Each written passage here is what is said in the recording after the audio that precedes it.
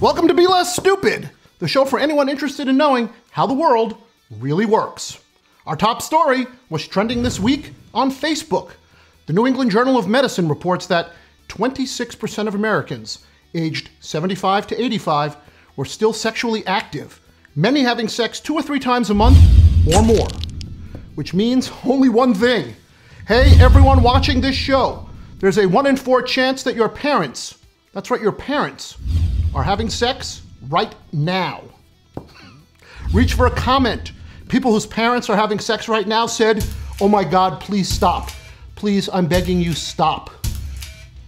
And now, a Be Less Stupid investigation. According to a Princeton University study, when we meet someone new, it takes our brain just 1/10 of a second to decide if that person is attractive and trustworthy. Our brain is even faster if that person is Ted Cruz.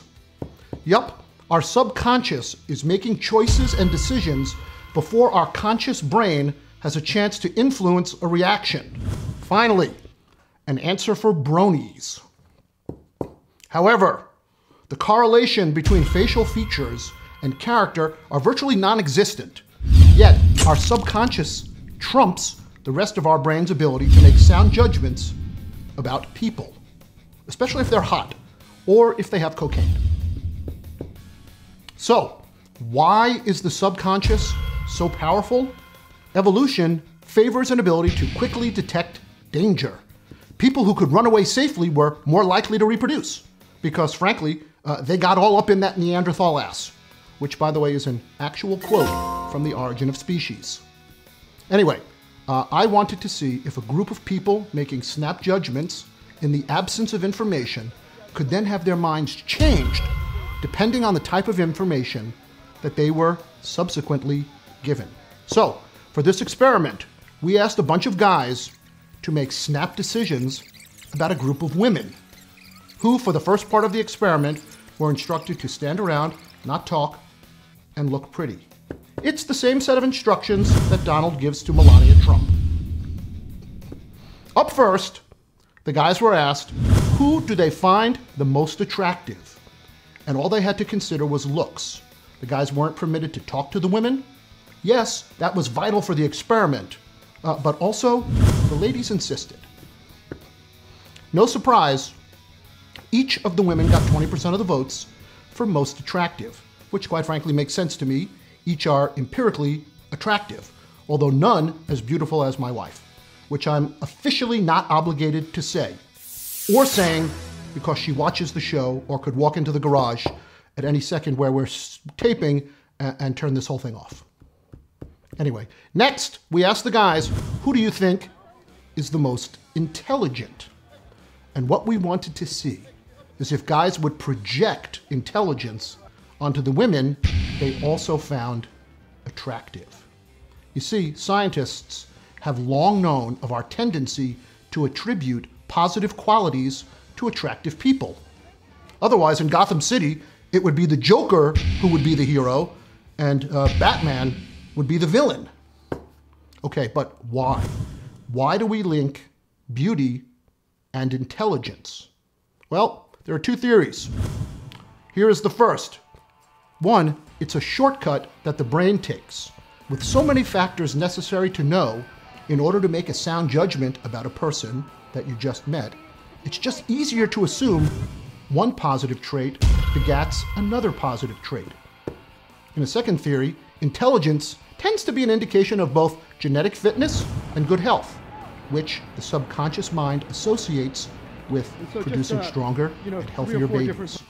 And thanks to evolution, the desire to make lots of babies is woven into our DNA. And the desire to make babies is even more powerful among all those families who want to star in a TLC channel reality shitstorm. So, here's the results from our experiment. The percentage of men who chose the same woman to be both the prettiest and the smartest, nearly 25%.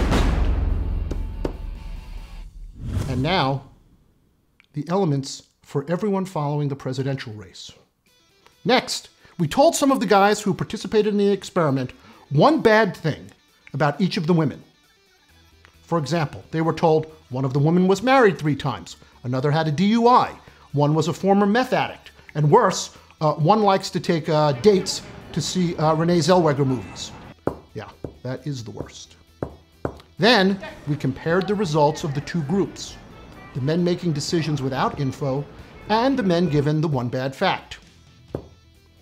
Both groups found the same women attractive in pretty much the same percentages, meaning men like what they like regardless. So if a guy is attracted to a woman with, say, big breasts, red hair, and long legs, he's not suddenly less attracted to her when he finds out that in order to have sex with her, he has to sit through all 9 hours of the Bridget Jones trilogy.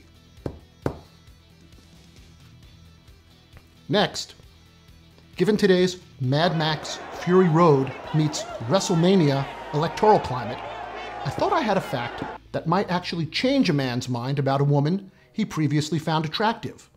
And that fact? Her politics.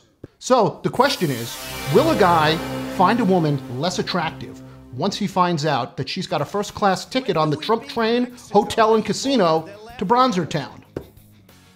So at the end of the questionnaire, we told the guys that the women were lined up from left to right according to their political leanings. That the most liberal woman, the one most likely supporting a Bernie Sanders type, was on the far left. And the woman who was the most conservative and likely a Trump supporter was on the far right. And the percentage of guys who changed their opinion on attraction, who picked a new best-looking woman once they discovered his original choice's politics, 25%. Look, clearly, there is a lot more work to be done on this particular subject. I've done my part. Perhaps now actual scientists under laboratory conditions will take a stab rather than doing it within footsteps of a Ben & Jerry's. Anyway, you got a comment? Leave it below. If you like the show, please share it with your friends. That's how we spread the love.